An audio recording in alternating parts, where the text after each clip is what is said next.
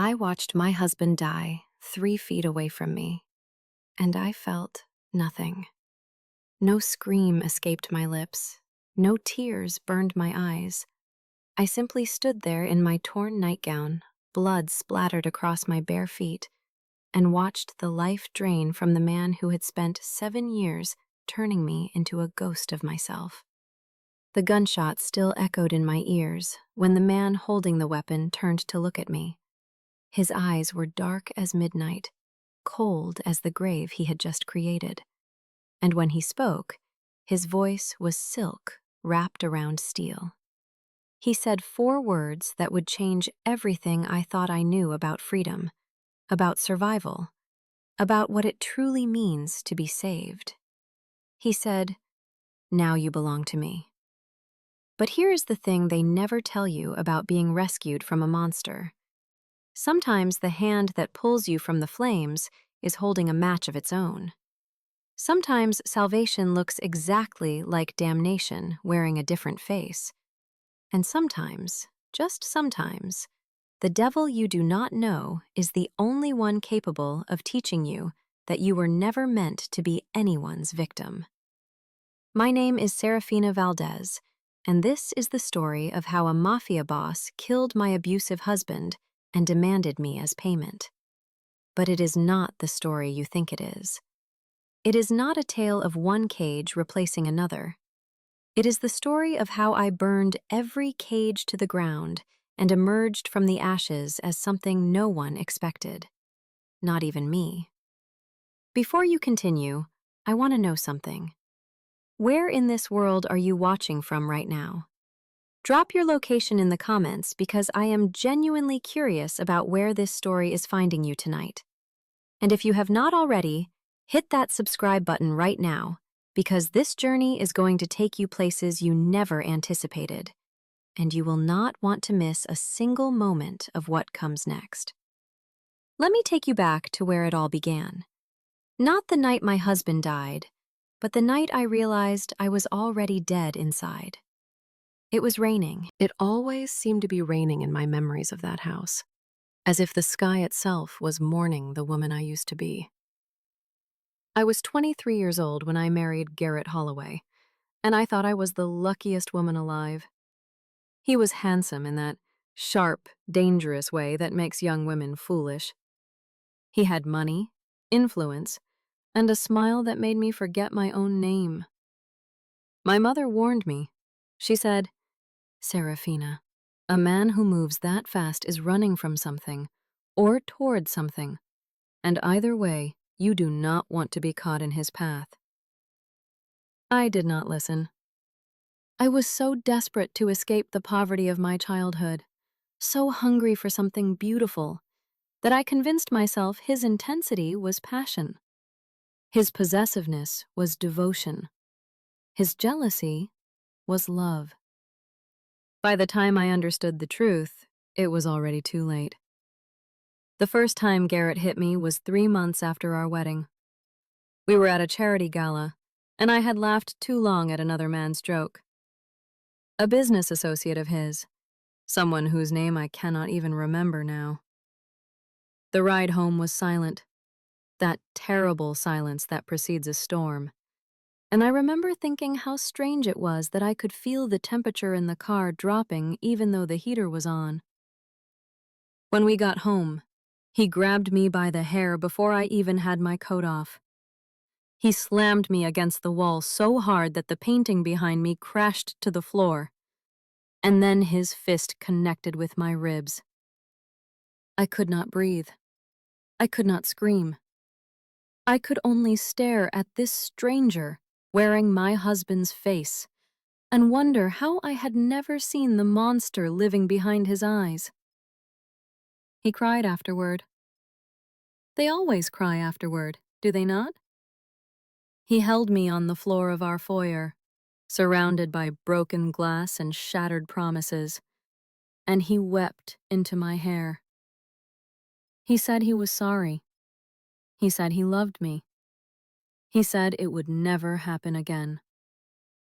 I believed him, because I had to believe him, because the alternative was admitting that I had traded my freedom for a prison dressed up in silk curtains and crystal chandeliers.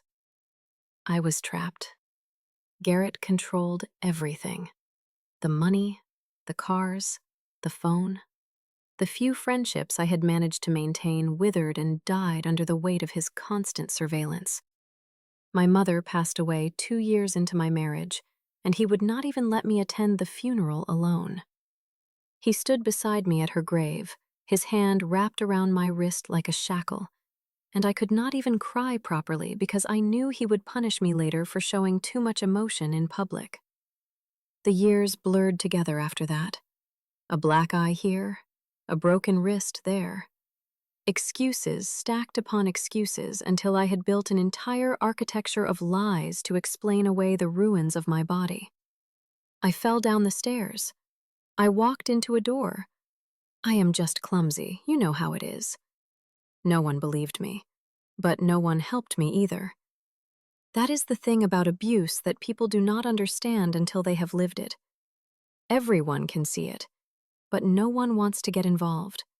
They avert their eyes, change the subject, pretend they do not notice the fingerprint bruises on your neck, or the way you flinch when your husband raises his hand to adjust his tie.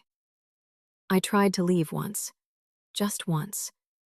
It was year 5, and I had saved $200 by skimming small amounts from the grocery money over the course of 18 months. I had a bus ticket to Portland, a bag packed with nothing but necessities, and a plan to disappear into a new life. Garrett found out before I even made it to the front door. I still do not know how. Maybe he had cameras I never discovered. Maybe the housekeeper told him. Maybe he simply knew me well enough by then to sense when I was planning something. It does not matter. What matters is what he did to me that night.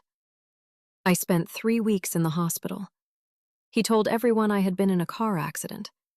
The doctors knew. I could see it in their eyes when they treated my injuries, the way they looked at Garrett with barely concealed disgust. But they never called anyone. They never reported it.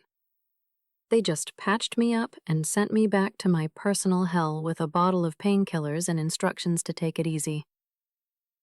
After that, I stopped trying to escape. I stopped hoping. I stopped doing anything except surviving from one day to the next, 1 hour to the next, one breath to the next. I became a shadow in my own life, going through the motions of existence without actually living.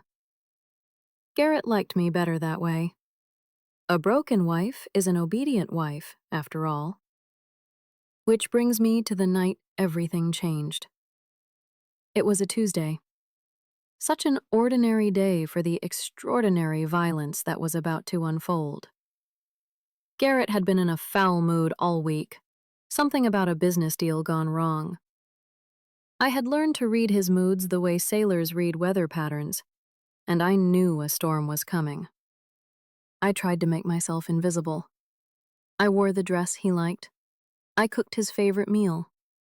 I did not speak unless spoken to, did not meet his eyes, did not breathe too loudly. None of it mattered. He came home drunk, which was rare for him. Garrett prided himself on control, on maintaining the facade of respectability at all times. But something had cracked in him that day, and when he looked at me, I saw nothing but rage. "Do you know what they're saying about me?" he asked, his words slurring together. "They're saying I'm finished, that I'm done in this town." I did not respond. There was no right response. If I sympathized, he would accuse me of pitying him. If I disagreed, he would accuse me of lying. If I said nothing, he would accuse me of not caring. I was going to lose no matter what. So I stayed silent and prayed he would simply drink himself to sleep. He did not. The beating that followed was the worst he had ever given me. I remember thinking, quite calmly, that this was how I was going to die. On the kitchen floor of my beautiful house, surrounded by all the expensive things that were supposed to make me happy. I remember wondering if anyone would come to my funeral, or if Garrett would spin some story about how I had fallen ill, how he had been such a devoted husband to the end. I remember the taste of blood and the sound of my own bones cracking, and the strange, distant peace that comes when you finally accept that suffering is almost over. And then I heard the front door splinter open. I thought I was hallucinating at first. Garrett had pulled back his fist for another blow when men in dark suits flooded into the kitchen. There must have been 6 of them, maybe 7, moving with military precision. Garrett was ripped away from me before I could process what was happening. I lay on the floor, broken and bleeding, and watched as they forced my husband to his knees. That is when I saw him. He walked in through the chaos like a king entering his throne room, calm and unhurried despite the violence surrounding him. He was tall, with dark hair pushed back from a face that could have been carved from marble, high cheekbones, a strong jaw shadowed with stubble, and eyes so dark they seemed to absorb light rather than reflect it. He was beautiful in the way that dangerous things are beautiful: a blade, a flame, a predator. He did not look at me immediately. His attention was fixed on Garrett, who was blubbering apologies and making promises. "Mr. Castellano, please, I can explain. I can get you the money. I just need more time." Castellano. I knew that name. Everyone in the city knew that name. Lucian Castellano was the head of the most powerful crime family on the eastern seaboard. A man whose whispered reputation made even corrupt politicians nervous. A man who, according to every rumor I had ever heard, showed mercy to no one. "You owe me $37 million, Lucian said, and his voice was exactly as I had imagined it.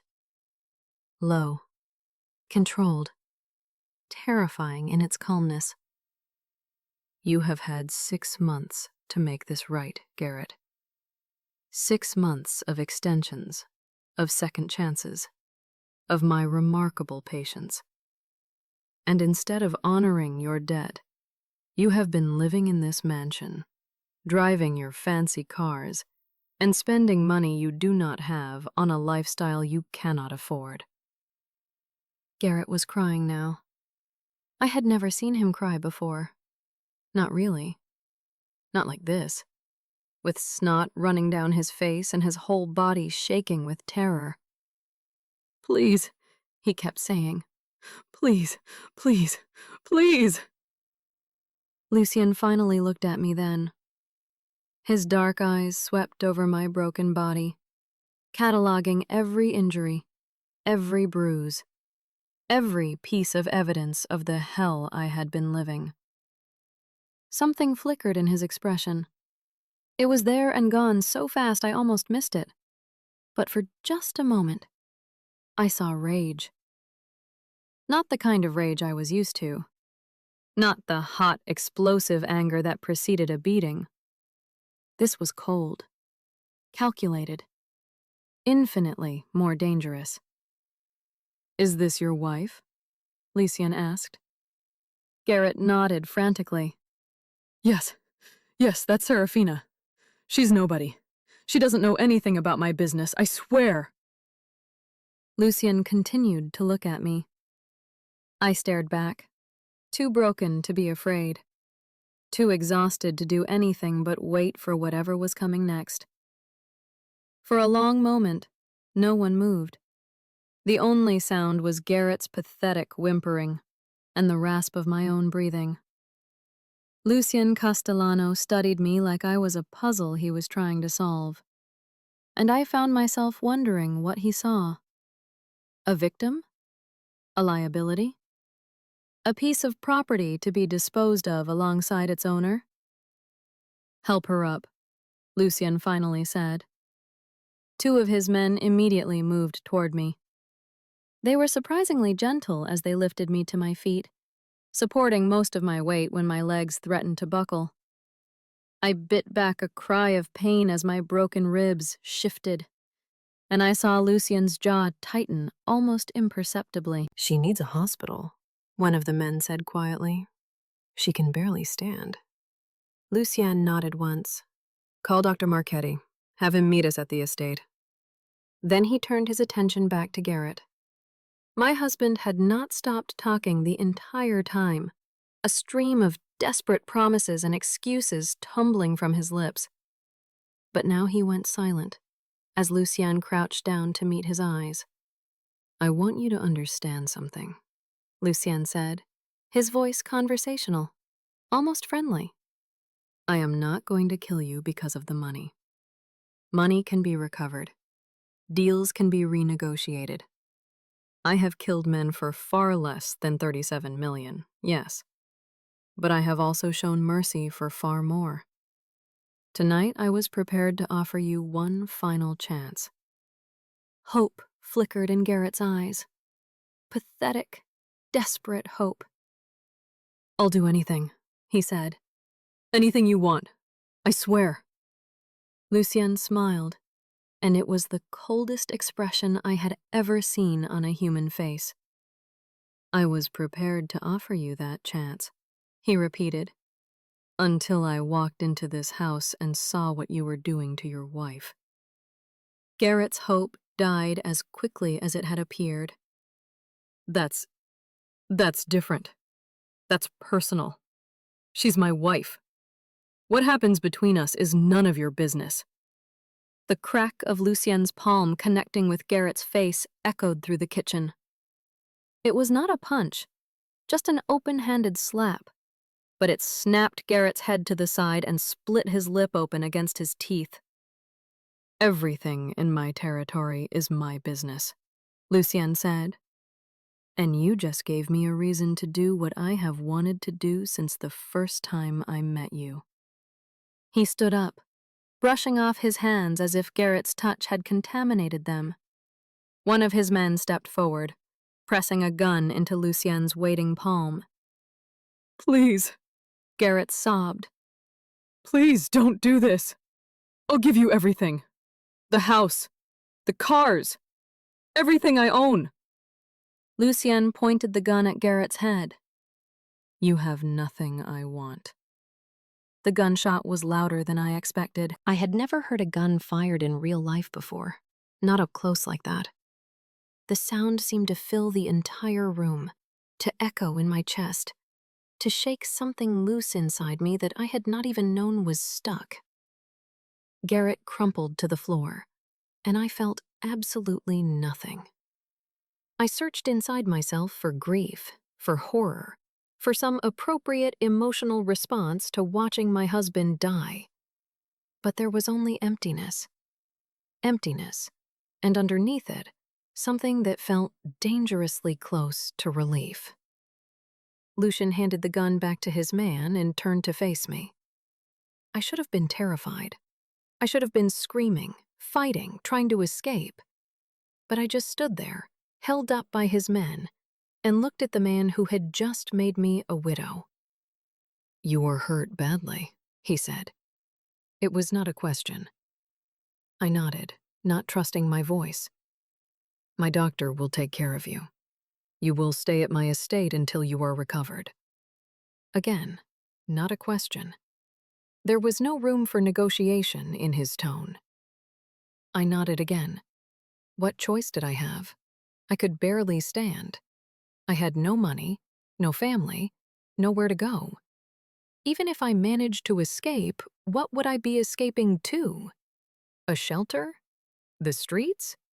A life of looking over my shoulder, waiting for the consequences of witnessing a Mafia execution to catch up with me?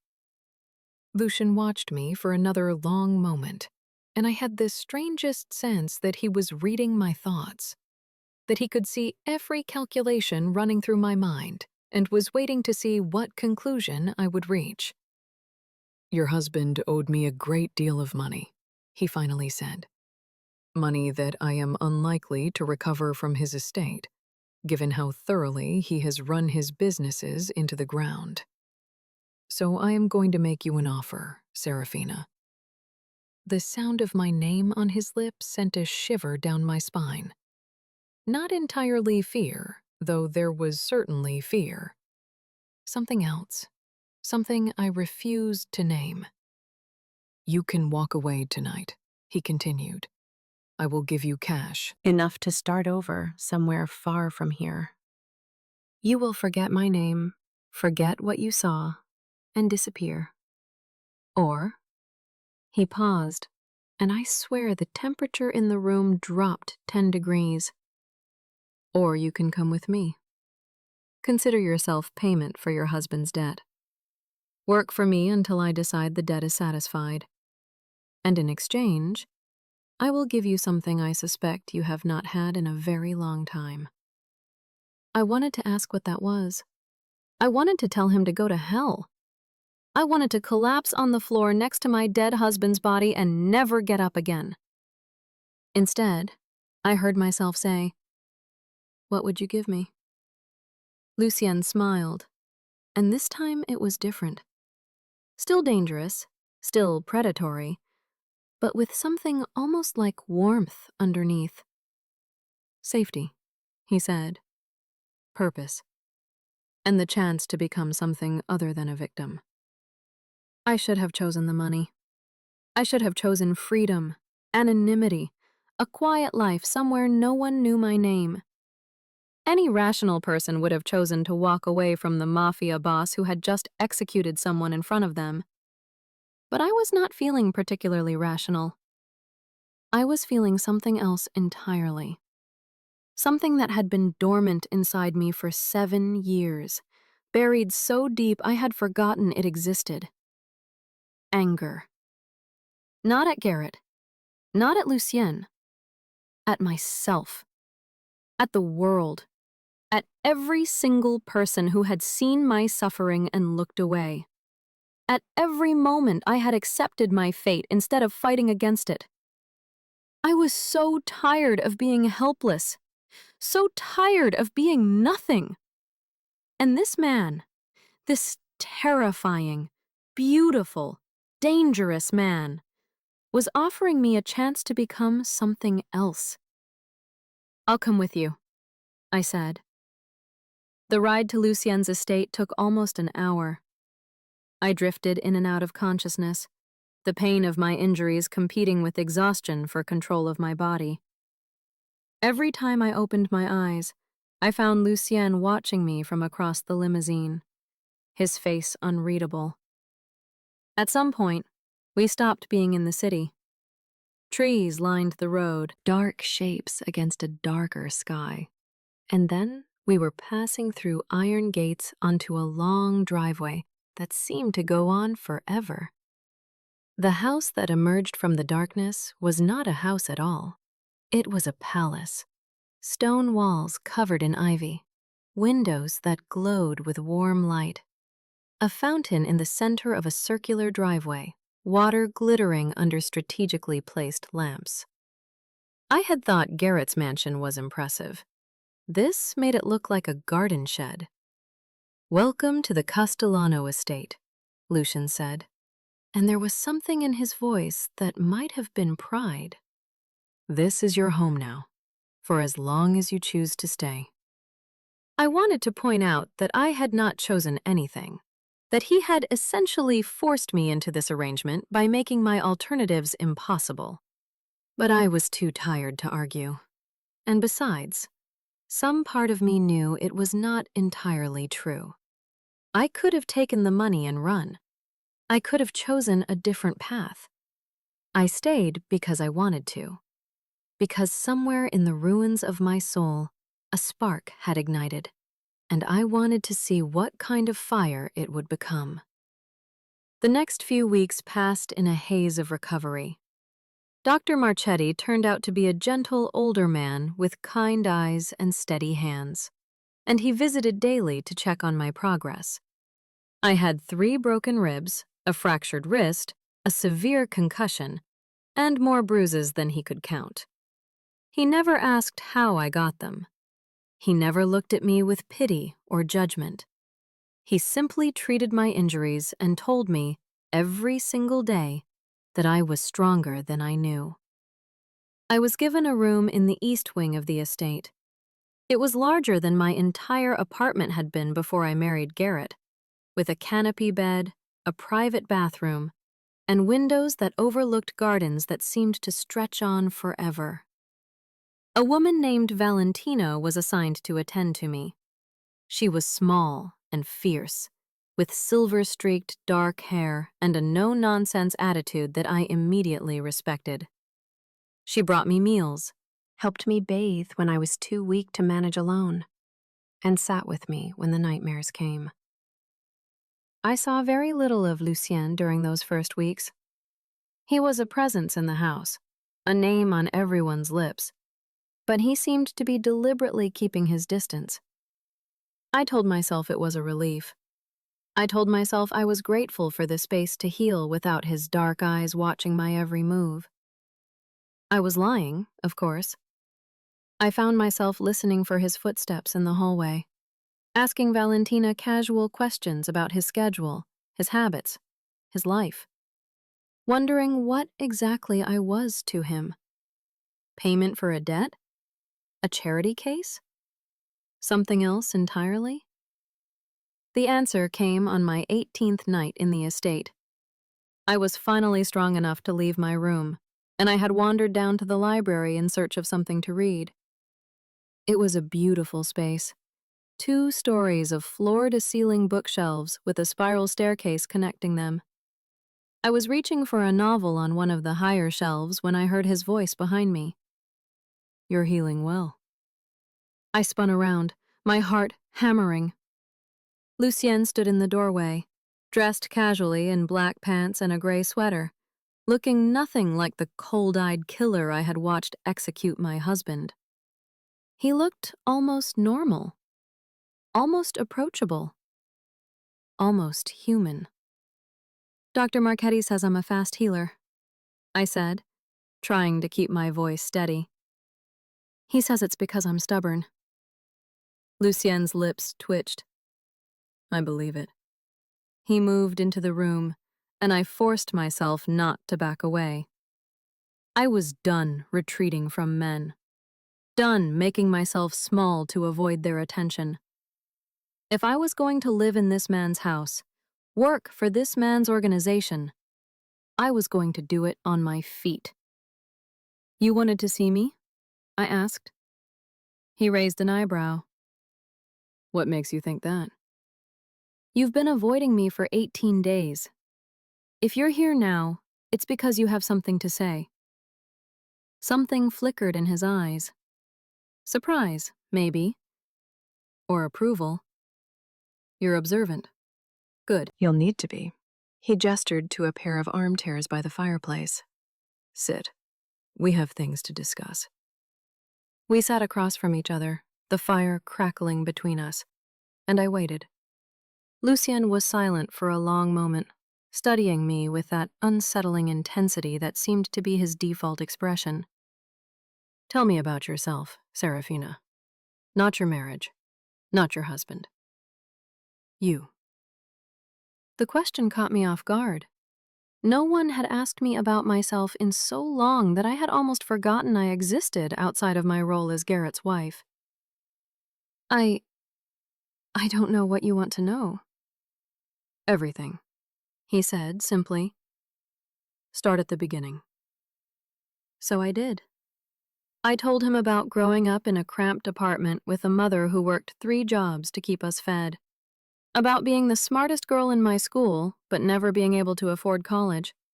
About meeting Garrett at a charity event where I was working as a server, and believing, truly believing, that he was my fairy tale ending. I told him about the first hit, and the second, and the 1,000th. About losing myself one piece at a time until there was nothing left but a shell going through the motions. About the escape attempt and what it cost me. About the hospital visits and the lies and the bone-deep exhaustion of pretending every single day that everything was fine. By the time I finished, tears were streaming down my face. I had not cried in years. I had learned not to cry because tears were weakness, and weakness was punished. But here, in this stranger's library, the dam finally broke. Lucien did not try to comfort me. He did not offer empty words or meaningless platitudes. He simply sat and watched and waited until I had cried myself empty. Then he said something I never expected.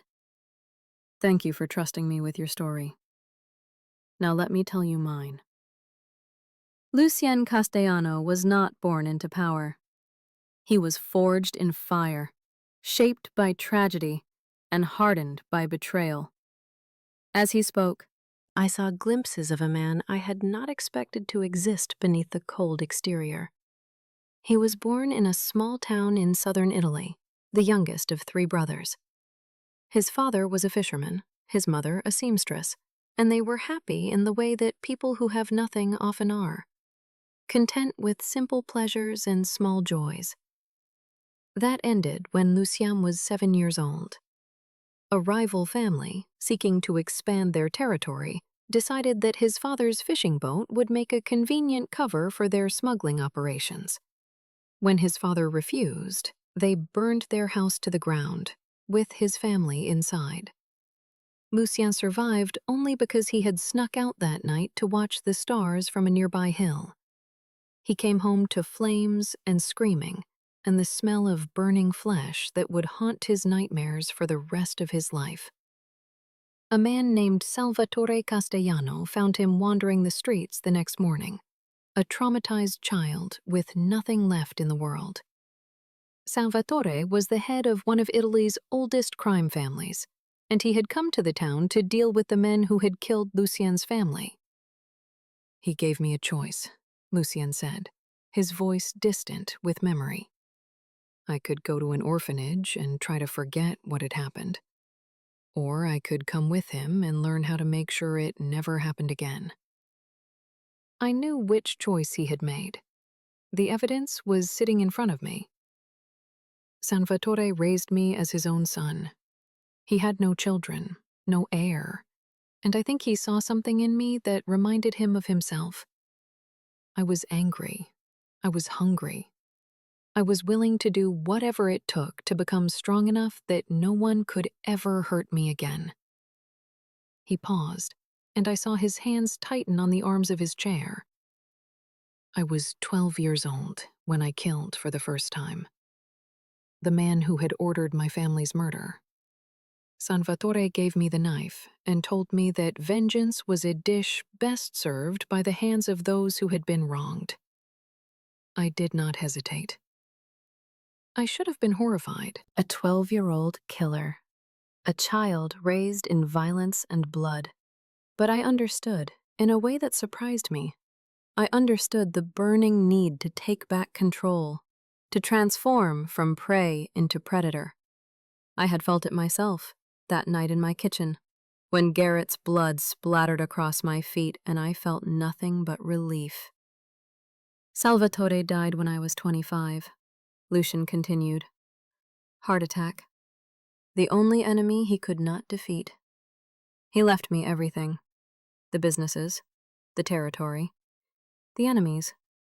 I have spent the last 15 years building on what he gave me, expanding our influence, making the Castellano name one that commands respect across continents. He looked at me then, and his eyes were no longer cold. They were burning with something I recognized. Purpose, determination, a refusal to ever be powerless again. I tell you this because I want you to understand something, Seraphina. I know what it is to lose everything.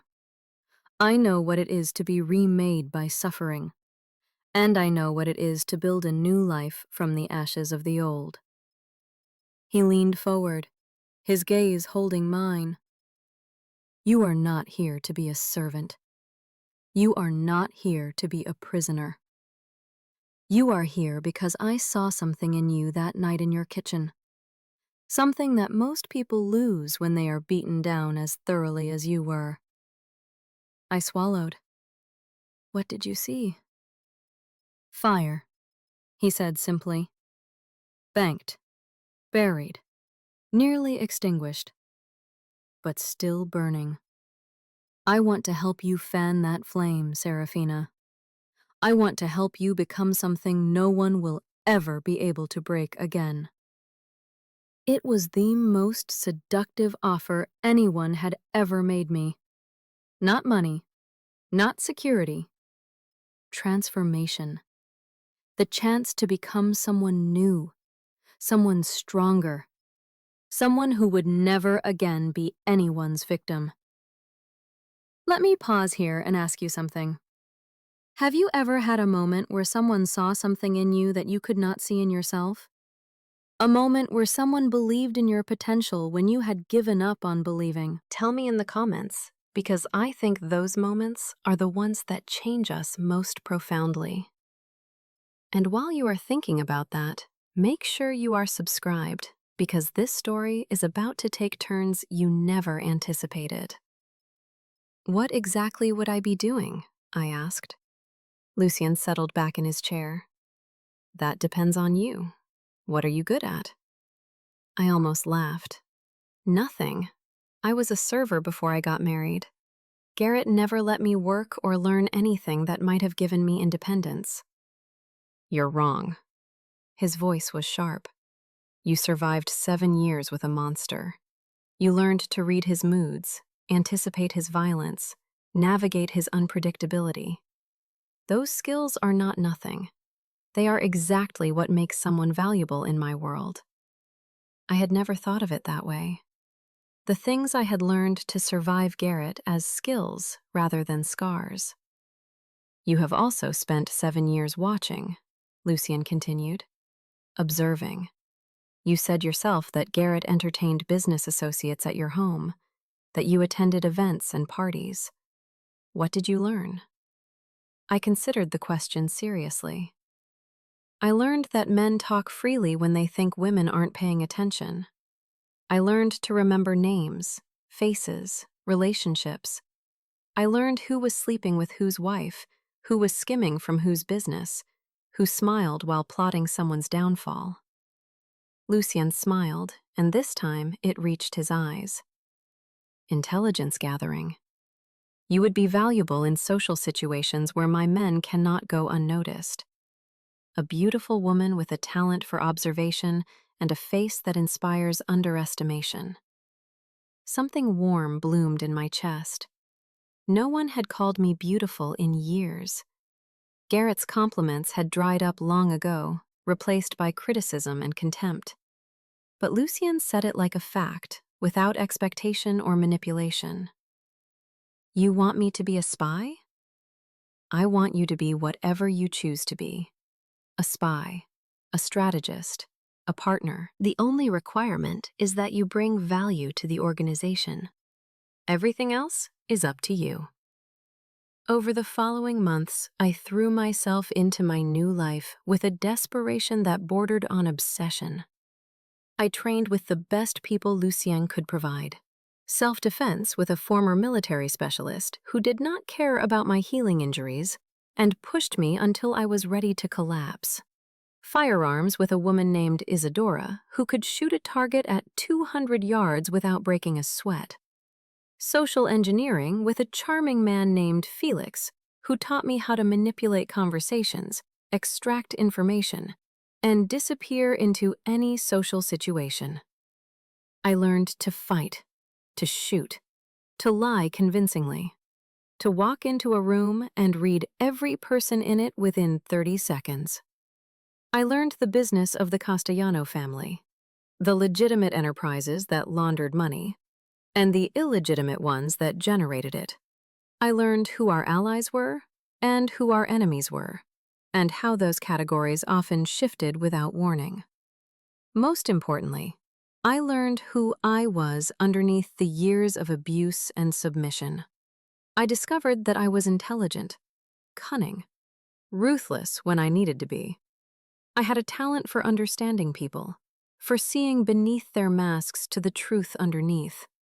And I had an anger burning inside me that made me fearless in ways that surprised everyone, including myself. Lucien and I grew closer during those months.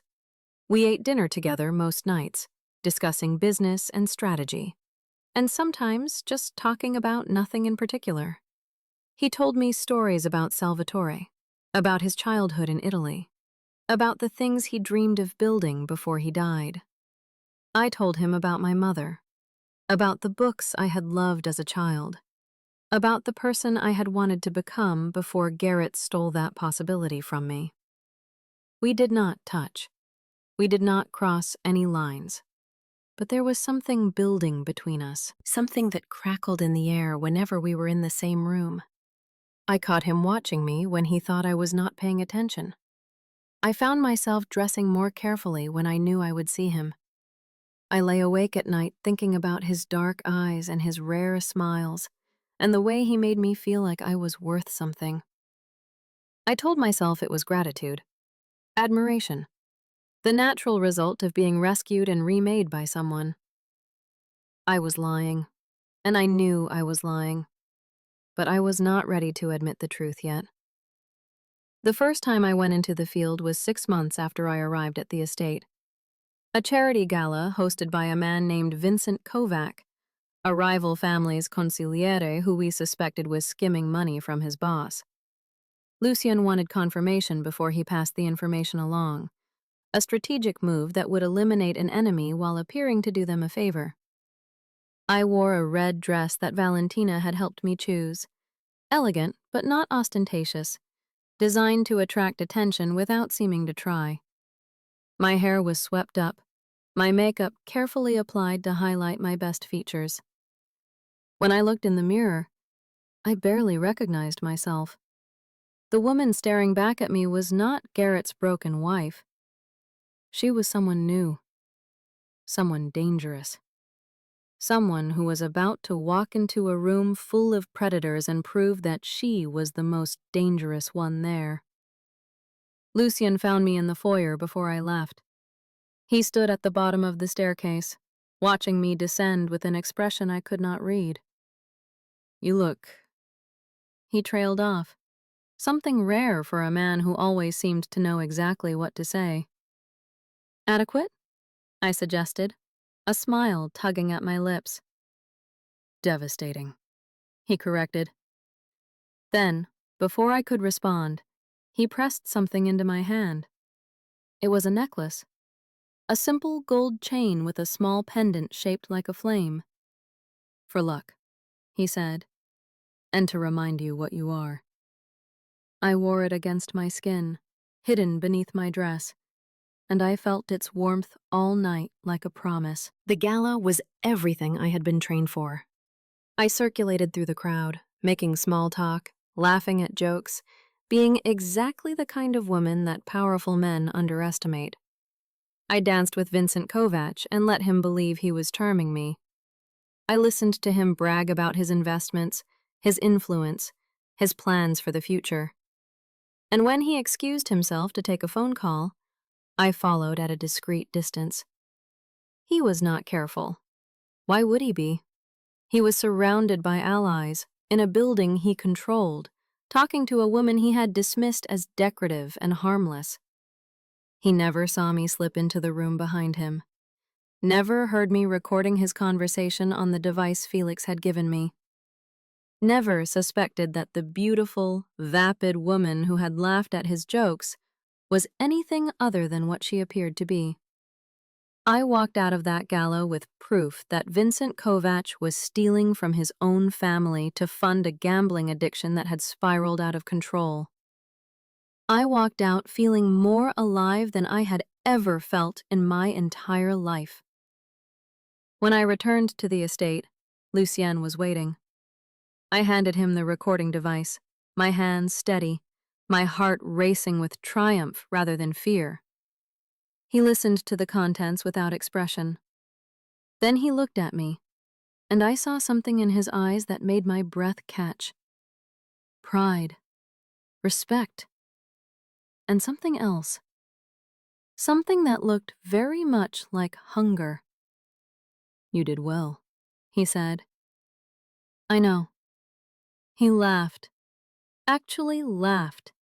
A sound I had heard only a handful of times in all the months I had known him. "Confidence suits you, Seraphina. Maybe I finally have something to be confident about." We stood there in the foyer, the space between us charged with electricity. For a moment, I thought he was going to close the distance. I thought he was going to touch me, kiss me, act on whatever had been building between us for months. Instead, he took a step back.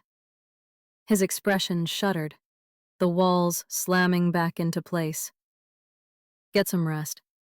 We have a long day tomorrow." He turned and walked away, and I stood there watching him go, my heart pounding and my skin flushed and my mind racing with questions I did not know how to ask. I did not understand what was happening between us. I did not understand why he kept pulling away just when I thought we were getting close. I did not understand anything except that I wanted him in a way I had never wanted anyone, and I had no idea what to do about it. But I was not the same woman who had let Garrett control her for 7 years. I was not going to wait for Lucien to make a decision. I was going to figure out what was going on, and I was going to take control of my own destiny, no matter what it cost. The answer came 3 weeks later, in the worst way possible. I had been doing more field work, building a reputation within the organization as someone who got results. The other members of Lucien's inner circle had accepted me, some grudgingly and some with genuine respect. I was no longer the charity case the boss had rescued. I was an asset, a weapon, a force to be reckoned with.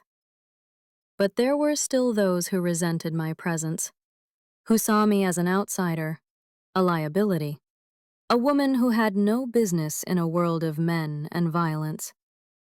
One of them was a man named Roman Castellano, Lucien's cousin, who had apparently expected to be next in line for leadership before Salvatore adopted a traumatized orphan from a fishing village. Roman smiled at me when we passed in the hallways.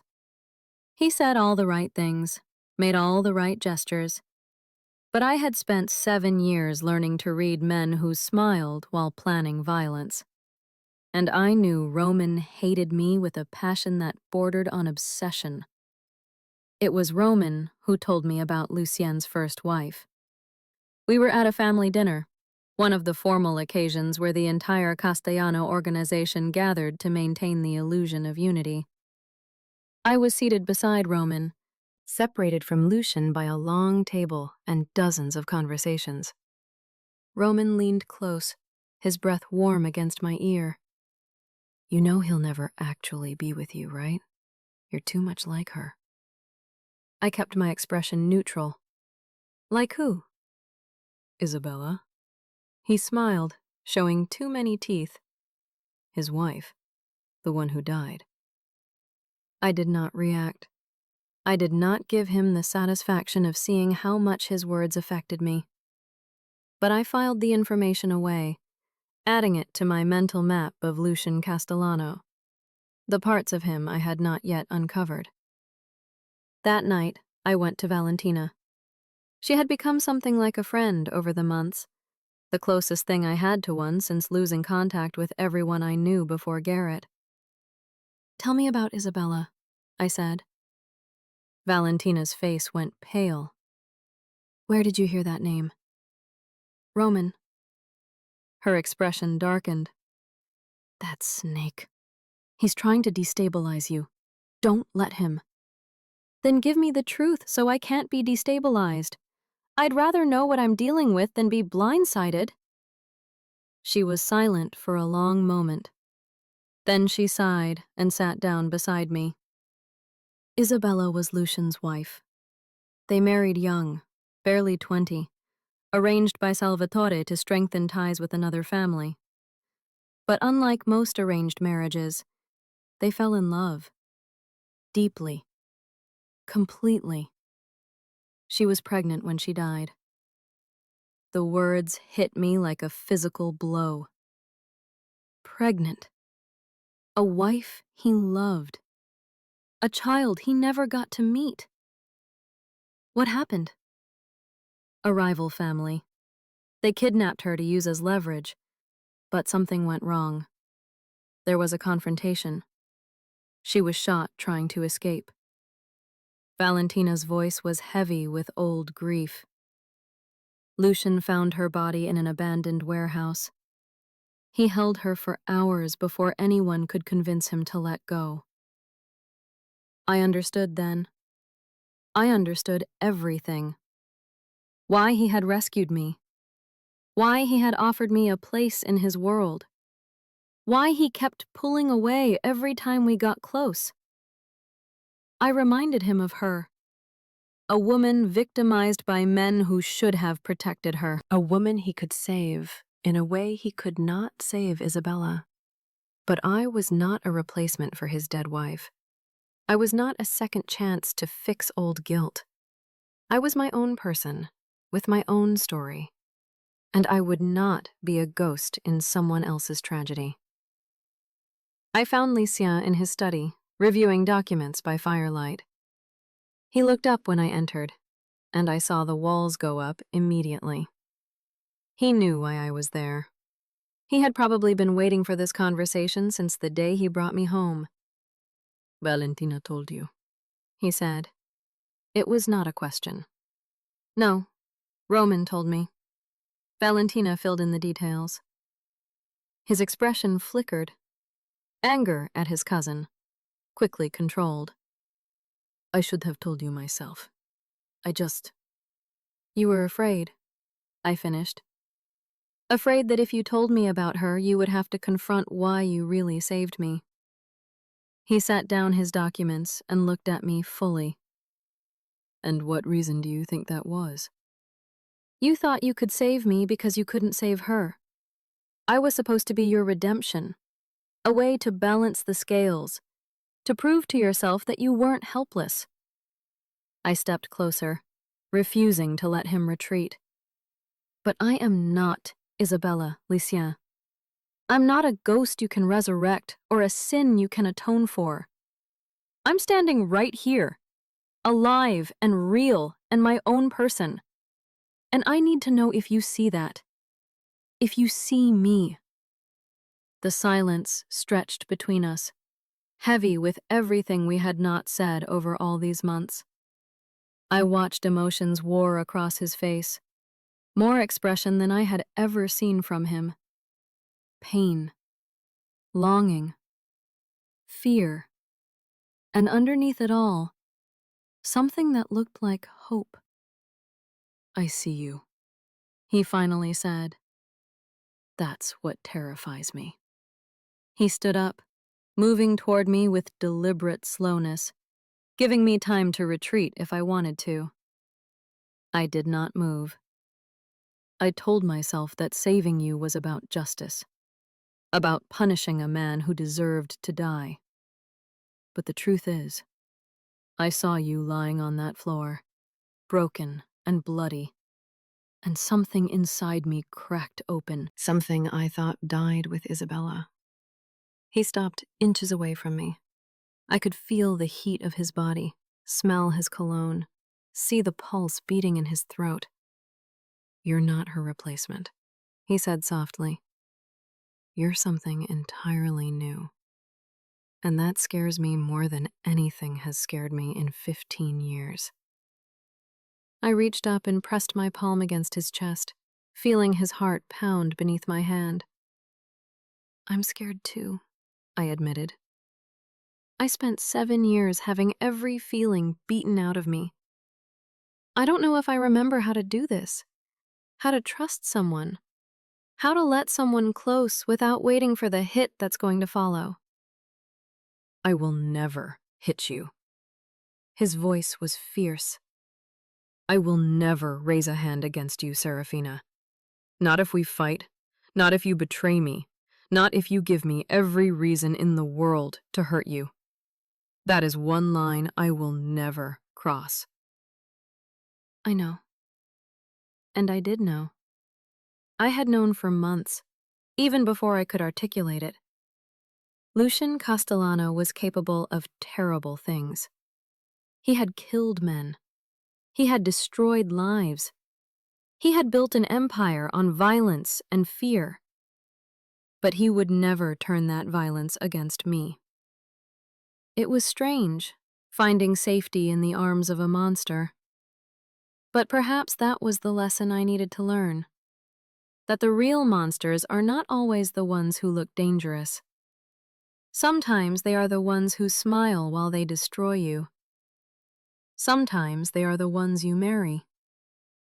Lucian kissed me. Not gently, not tentatively, but with all the hunger and desperation of months of restraint finally breaking. His hands tangled in my hair, his body pressing mine against the wall, and I kissed him back with equal ferocity.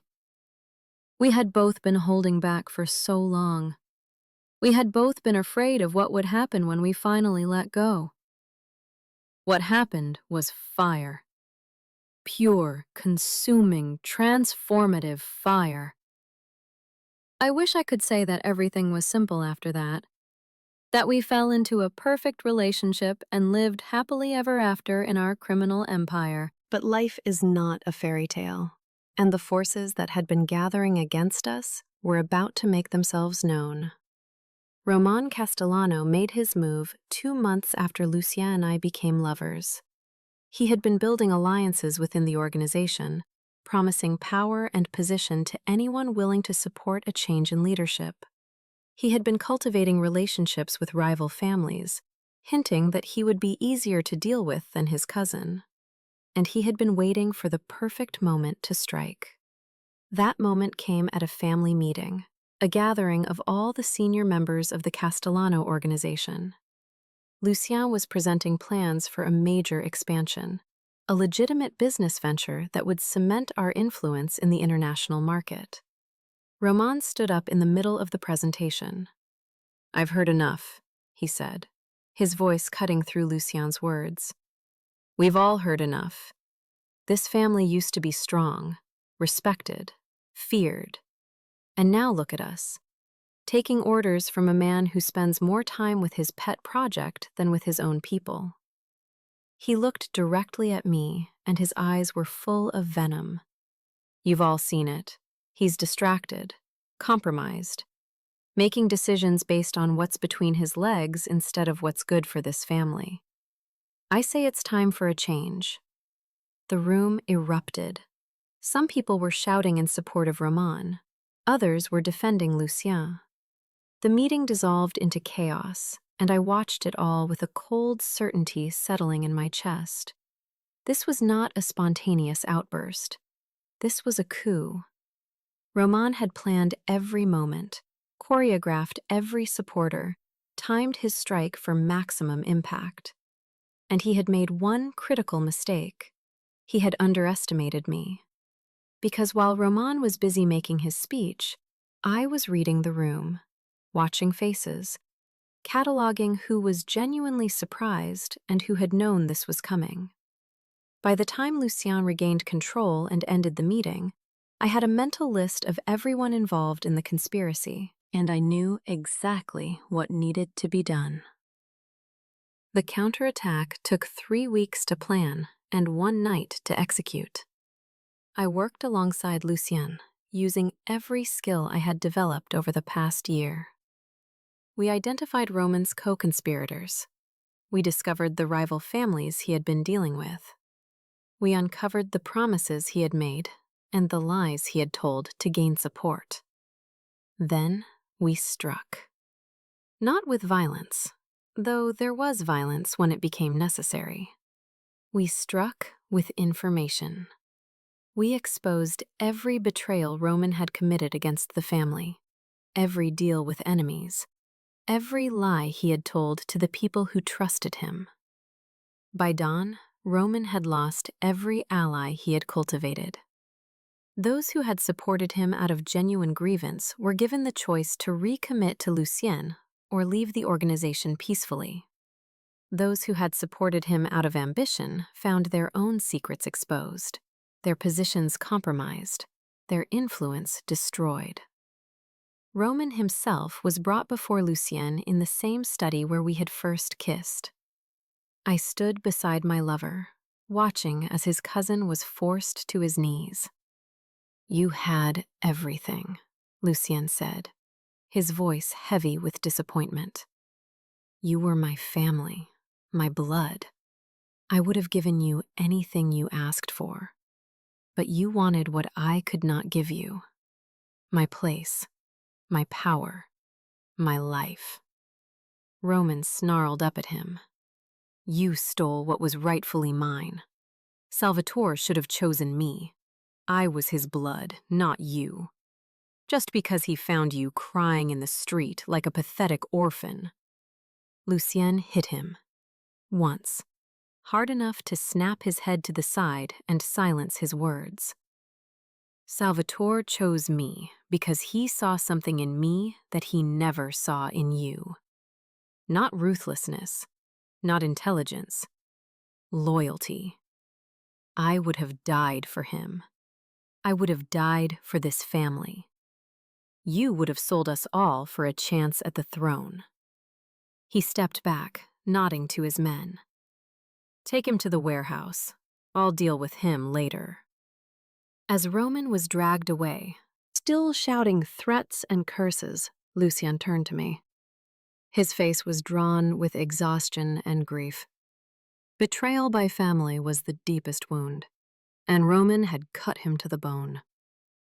I took his hand and led him away from the crowd, away from the aftermath, to the privacy of our rooms.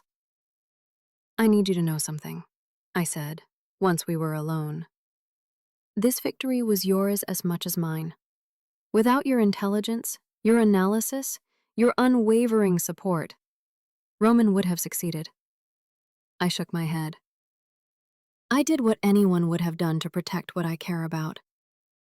"No." His voice was firm. "Not anyone. You. This is what I meant when I said I saw fire in you, Seraphina. You were forged in suffering, and you emerged as something extraordinary. I am honored to stand beside you." He pulled me into his arms, and I felt something shift between us. A deepening, a solidification of what we were to each other. We were no longer a man and his rescued project. We were partners, equals. A king and queen of a dark empire, united against anyone who would try to tear us apart. The months that followed were the happiest of my life. Not because they were easy.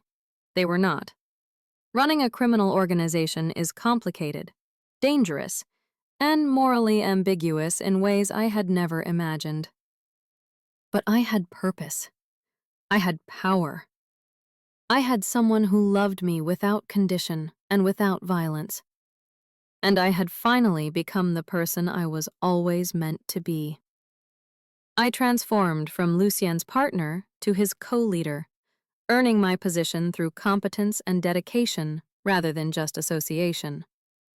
I built my own network of informants, my own reputation for intelligence and ruthlessness.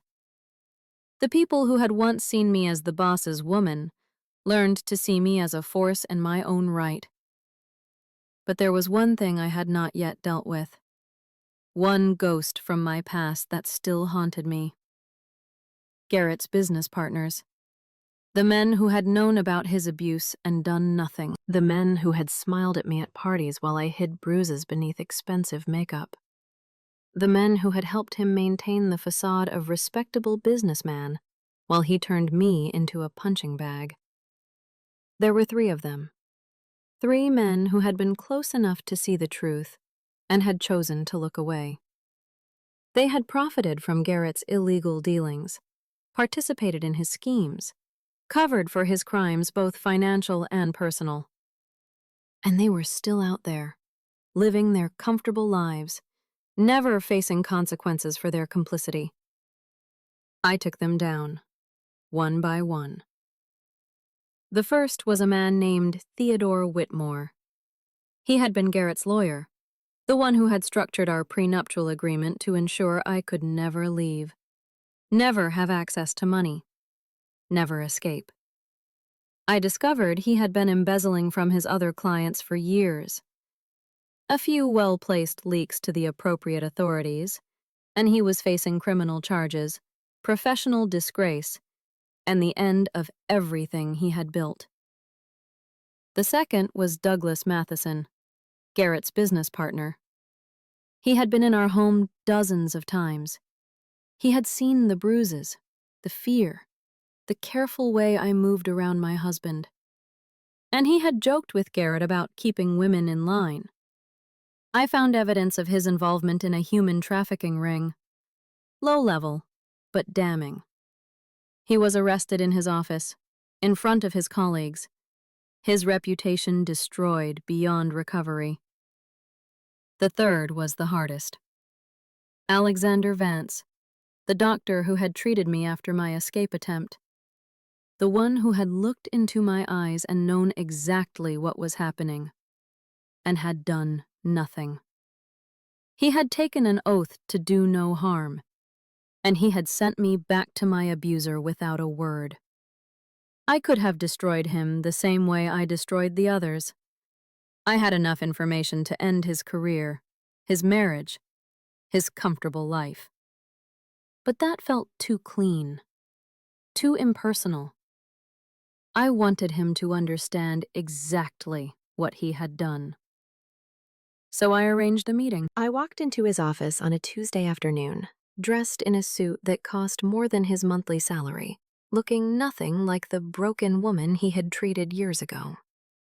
He did not recognize me at first. Why would he? I was just another patient, another face in a sea of faces that he had failed. But then I said my name, and I watched the blood drain from his face. "You know why I'm here," I said. "I came to give you a chance to explain yourself, to tell me why you looked at a woman who had been beaten half to death by her husband and sent her back to him without calling for help." His excuses were pathetic. He had been afraid of legal consequences. He had not wanted to get involved. He had thought I would deny it anyway. He had convinced himself it was not his place to interfere. I let him finish. Then I leaned forward and said, "I could destroy you right now. I have evidence of malpractice stretching back decades. I have testimony from other patients you failed. I have enough to ensure you never practice medicine again, never enjoy another peaceful night's sleep, never forget what a coward you are." He was shaking, actually shaking, tears streaming down his face. "Please," he said, "I have a family. Please don't shut up." My voice was ice. I had a family too. Or I could have had one. A mother who died while I was trapped in a marriage I couldn't escape. A future that was stolen from me one beating at a time. You could have helped me, Alexander. One phone call, one report. That's all it would have taken. I stood up, looking down at him with all the contempt he deserved. "I'm not going to destroy you. Not because you deserve mercy, but because I want you to live with this. Every day for the rest of your life, I want you to remember my face. Remember what you did. Remember that you had the chance to help and you chose to look away. And when you look in the mirror, I want you to see exactly what you are." I walked out without looking back. It was not the dramatic vengeance I had imagined in my darkest moments, but it was enough. It had to be enough. Because I had learned over the past 2 years that revenge is not really about punishing the people who hurt you. It is about reclaiming the power they stole. It is about proving that you are no longer a victim, no longer helpless. no longer defined by what was done to you. Those men could never undo what they had allowed to happen. But I could ensure that I was never again the kind of woman who could be hurt by people like them. That was the real victory. 3 years after Lucien Castellano killed my husband and demanded me as payment, I stood on the balcony of our estate and watched the sun rise over the gardens. So much had changed since that terrible night in my kitchen. I had changed. I was no longer Seraphina Valdez, the invisible wife, the punching bag, the ghost of a woman who had once dreamed of something more. I was Seraphina Castellano, co-leader of one of the most powerful criminal organizations in the world.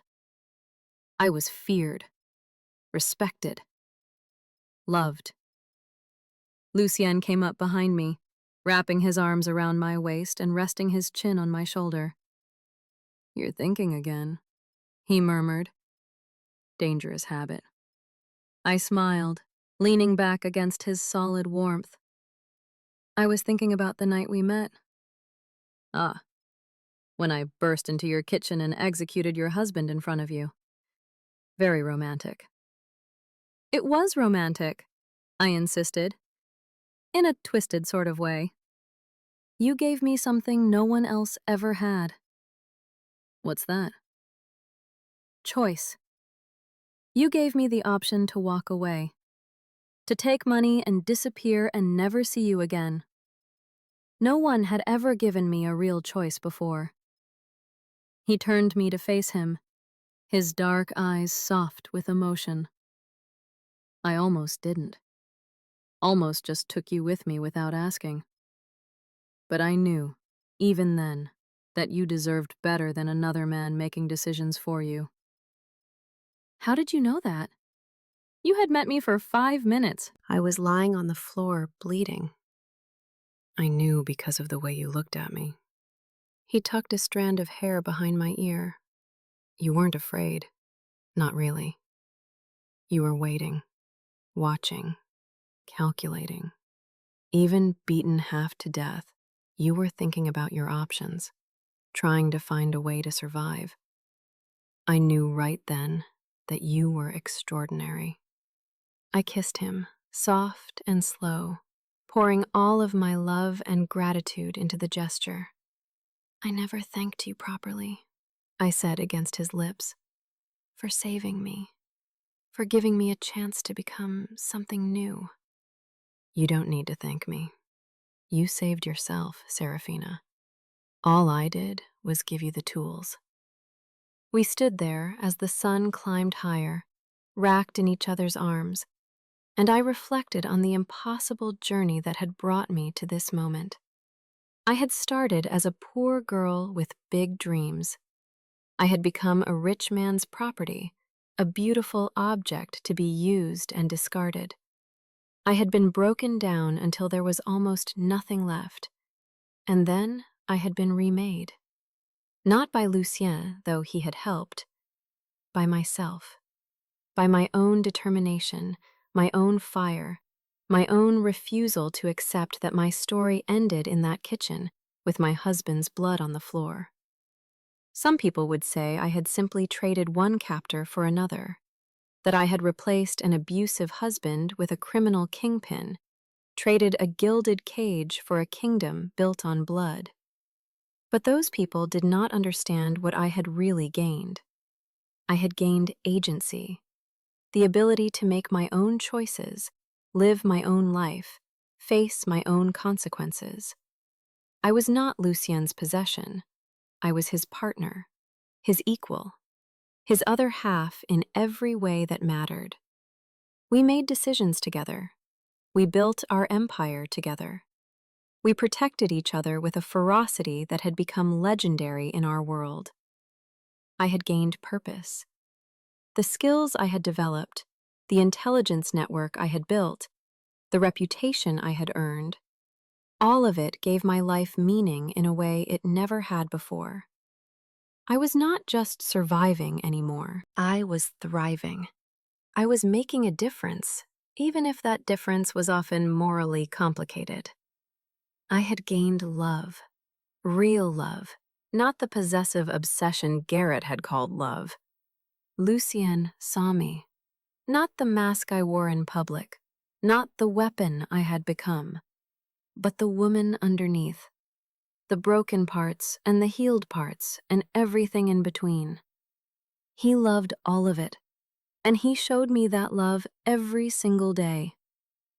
And most importantly, I had gained myself. I had discovered who I was when no one was trying to control or diminish me. I had learned my own strength, my own intelligence, my own capacity for both compassion and ruthlessness.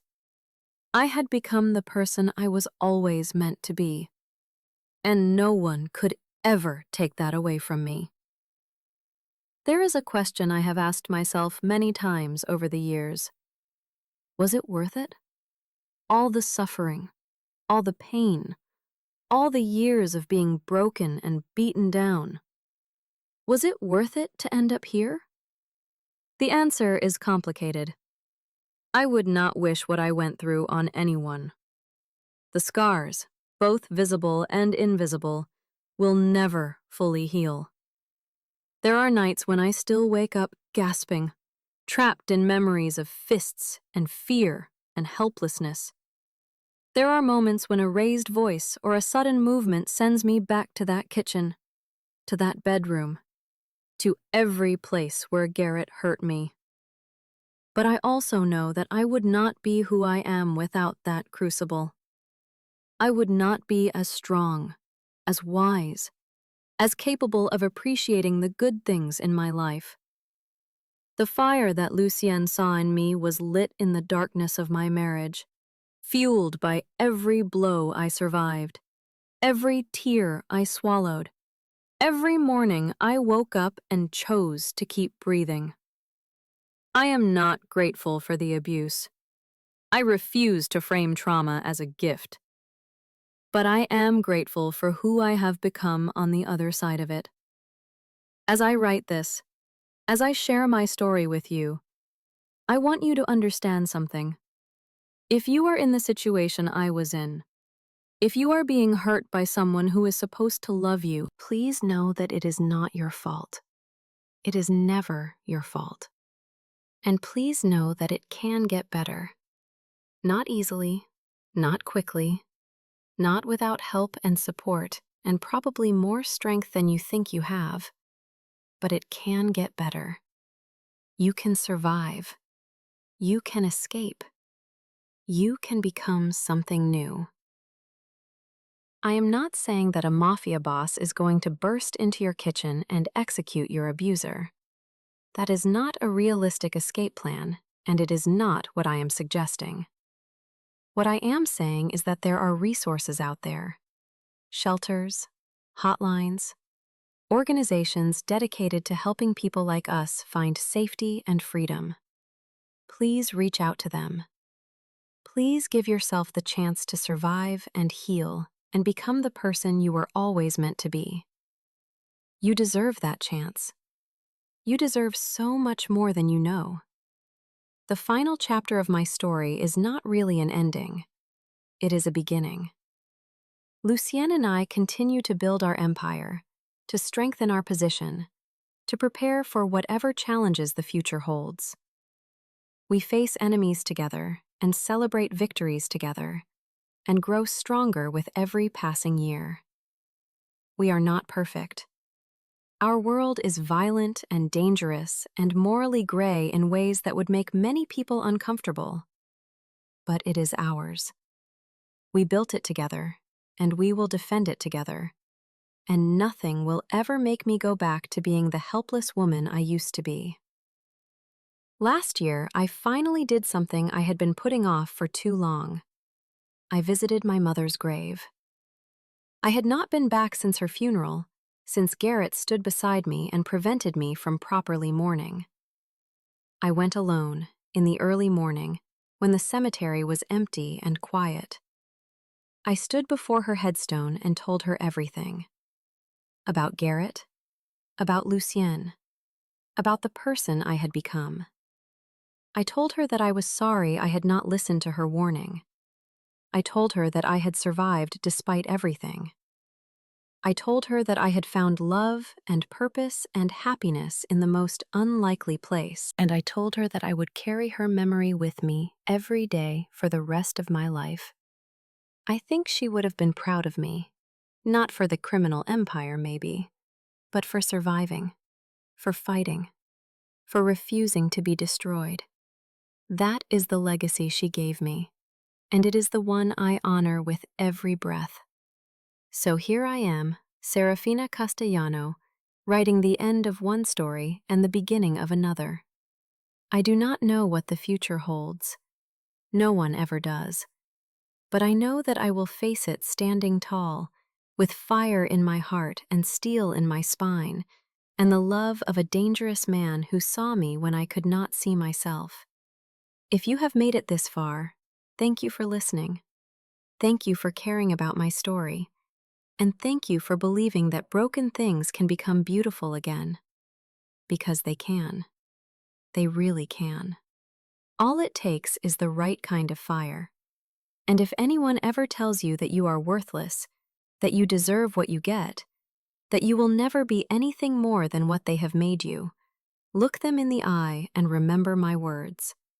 You are fire waiting to be unleashed. You are strength waiting to be discovered. You are a phoenix waiting to rise from the ashes of everything they have done to you. Never let anyone convince you otherwise. This is not the end of my story. This is just the beginning of who I am meant to be. And the same is true for you.